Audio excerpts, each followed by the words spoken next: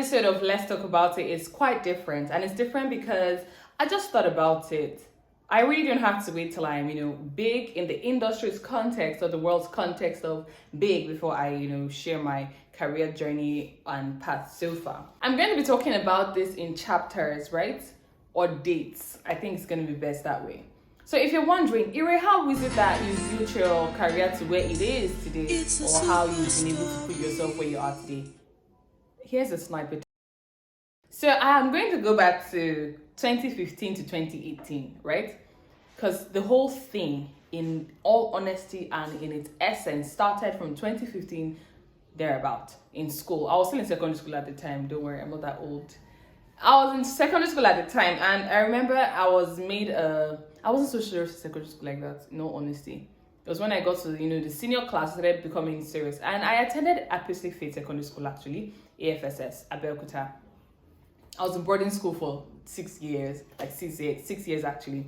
And being a prefect, I think one day I'll talk about my secondary school experience, because it was war. I wasn't liked much because I was quite really firm, and people saw that for wickedness, or you say if you overdo and stuff like that. So there was that. So I think newscasting was something I wanted to do. I've always wanted to be a newscaster. That's what I thought I wanted to use my life to do, to be a newscaster, right?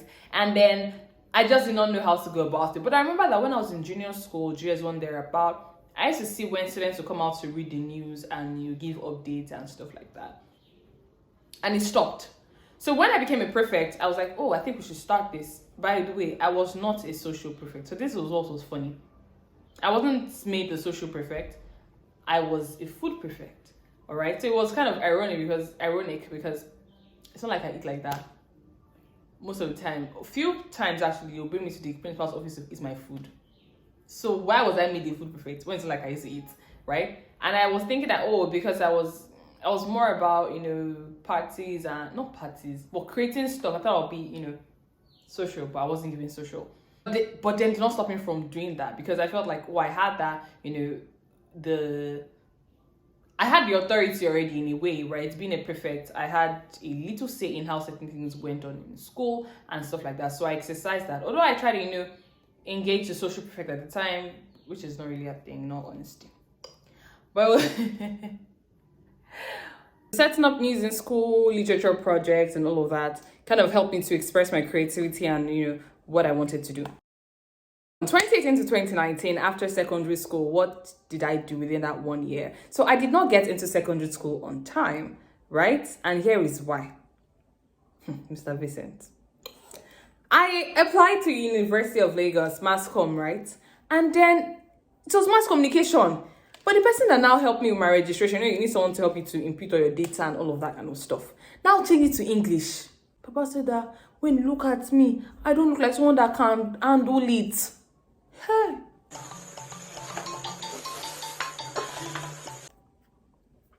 Is it you that would tell me what I'm supposed to do with my life or what I'm supposed to do? How do you know that I cannot handle mass communication when it comes? It was a whole thing. So trying to change it back, it was too late already. So, which made my result pending. And I said, I am not going to study English. I'm not doing English. It's that mass comm that I wanted to do that I'm going to do. Yeah, so there was that. In the space of 1 year, what did I do with that 1 year? So here's what happened. I would leave home.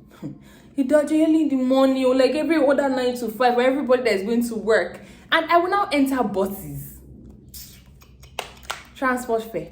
I learned how to do public speaking and presenting in public buses.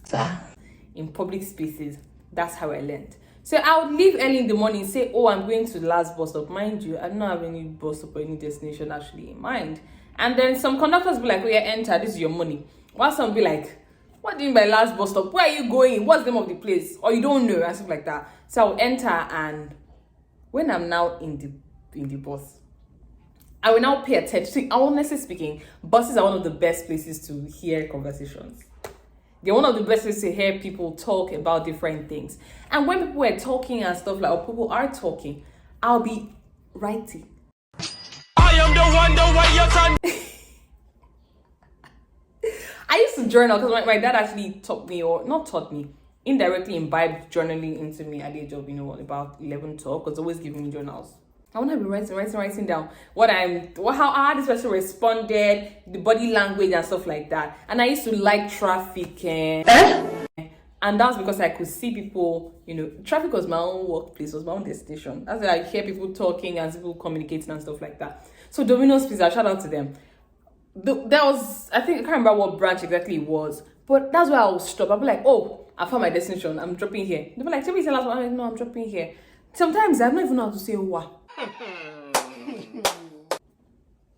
can't even say oh wow. So I'll be like, oh, I'm stopping here. This is my bus stop. I want to come down. This is Nigeria, not America. Enter inside that motor. I'm just coming from US now, man. You're embarrassing. I mean, this one, Nigeria, not the US. We consign. I'm shit. They will not hear me. They will see drive past the bus stop. It will not be somebody in the vehicle that will not be like, this girl says she won't come down, stuff like that. And it will not be a whole fuse. And so they do not get joy. So they'll start dropping. And then I will not go and order pizza that I know I cannot finish. That's the funny thing. I'll order what I can't finish.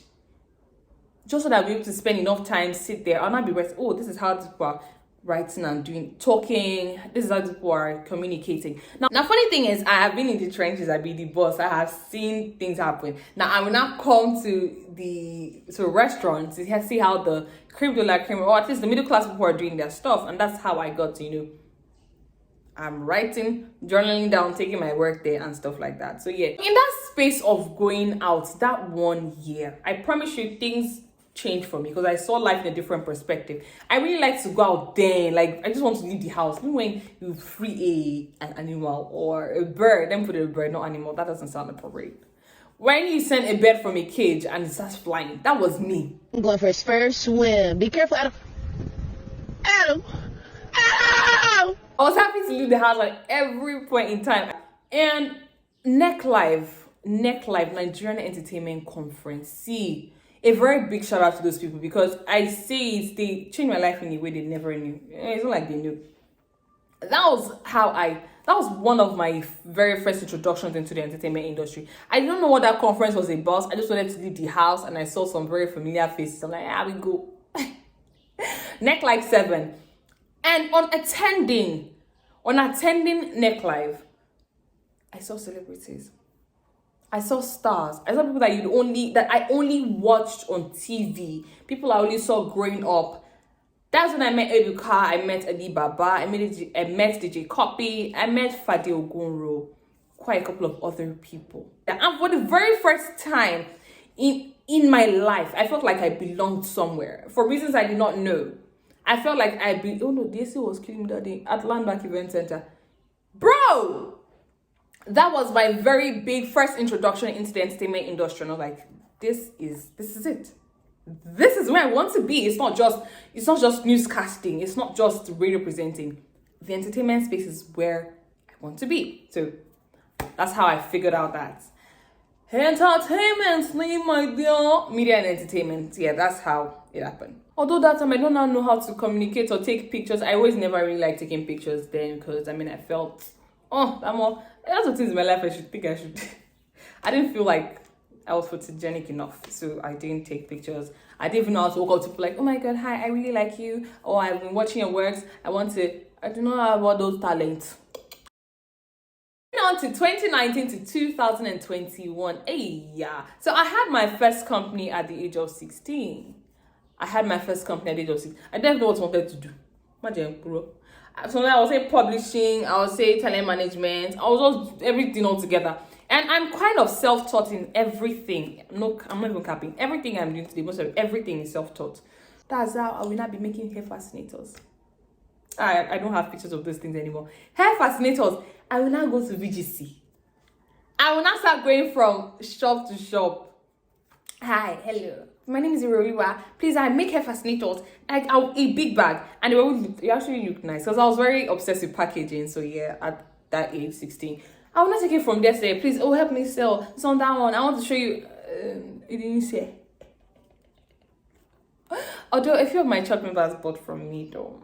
Yeah. Because, a friend of mine advised me, sell to them. They bought from me and stuff like that. Where the money went to? My first company, Erose, which is now today an entertainment merger company. God, I'm proud of myself. I am proud of my journey. I don't say this enough to myself because I might not tell myself again, but I am proud of every of my step. Today, NOVICE is an entertainment major company that is focused on beastainment, kidtainment, and edutainment. I made crazy mistakes. I made mistakes. See, the first time I ever borrowed money was because of company work. How I was gonna pay back, I was full of so much passion and low strategy, or little strategy, or over-exaggerated strategies. I knew that, I was going to be big, this, that. So this is what we're going to do. This is what I want the company to be. So, and I wanted to have my first students' conference. Hey, I was in Landmark. It's going to be full. So I had all of that in my head. I went to go and take loan. A smoky book. It's a tag in the hand. Thinking about it now, it's not even big money, but then it was big money. I mean, at the age of 16, 17, 50K. It's still well. I went to go and take loan. What am I saying? 50K? 100K loan. I borrowed from everybody friends actually. Over close to 200, over 100,000 naira. With having no clue how I was going to pay back that money. Funny thing is, the first person that wanted to invest in that business, I was young, was willing to put money into NOVICE. I did not know how to go about it. It was all sandcastles in the air. I didn't even pursue this person as much as I should have. Person was even the one that was pursuing me. I was never ready. So I had the students thing I did. 15-minute student outreach. We're in a country called Nigeria, a very beautiful country.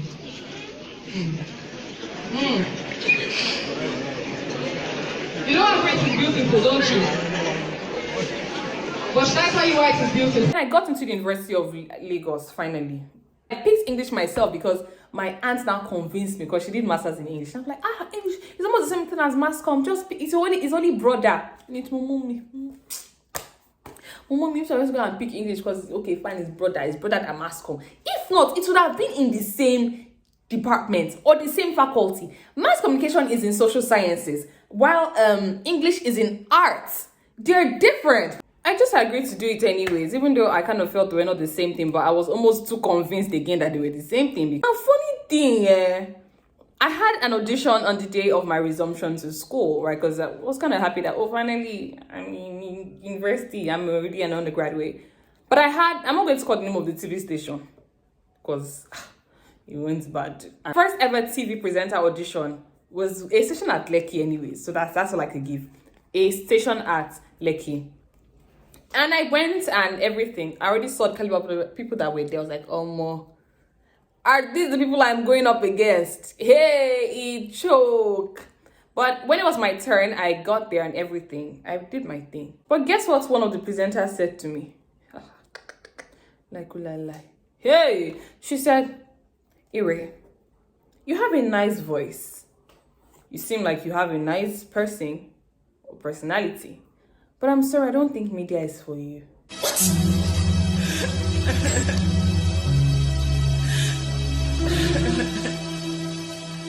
Go and try something else. She didn't even say it calmly like this, in a very, very mocking manner. She was even laughing. And this was on live TV. I can't forget. It was on live TV. She was like, I'm not sure. You should probably try something else. But this TV is not for you. Go and try to do something else with your life. Mind you, before I went on that TV station, that is the TV station that I loved so much. I was glued to. And this particular person is someone that I admired so much. I was heartbroken, I won't lie. But in a way, I was kind of happy because I used to listen to motivational speech almost enjoy me that year. So anytime we say, your no's are greater than, are many than your yeses, is there a sign of greatness? I was happy that my first no. But I think it's a very good mindset that I had at a young age, at the time. I was open to rejection, but although the main thing I did not want to be rejected, but then I was very open to it. But guess what? I watched that particular station. I don't really watch the game because their contents don't intrigue me anymore. I mean, I'm much older now. And that particular presenter, I'm like, I see mistakes in what she does today, but it's all good. And she's still there. In the space of 2019 to 20. Remember that NSAS happened, we had COVID. So I got my first job. I was so happy. I was happy I got my first job. Like not a 9 to 5, 9 to 5, but like, an office job. And it was at Ikeja. See, all the way from Lekki Aja here to Ikeja. 3 times in a week wasn't funny. Mind you, I was not being paid salary. Oh my God. Hey God. So I was employed as a business developer. I read books. I passed the interview. But I did not know that, I did not know anything called GNLD. At the time, I never knew what GNLD was. But I was so happy that, they gave us motivational speech. Well, I was charged up. Apparently, I did not know what GNLD was at the time. Or this thing where you bring this one, refer that one, this one down, so you travel to Canada. I didn't even know what it was, right? I just noticed that there are so many of us here and we're not having like defined offices and stuff like that. But then we're doing a lot of public speaking. And then anywhere I'm always like to impute something to the system, provide value. So I created proposals. I was like, I think that this business can go like this, So the general manager at the time, which is the owner or the CEO of the company, now drew me closer, gone. A lot of crazy things happened. I said, I think I have stories to share with you people. The woman had kid in her office. You say what?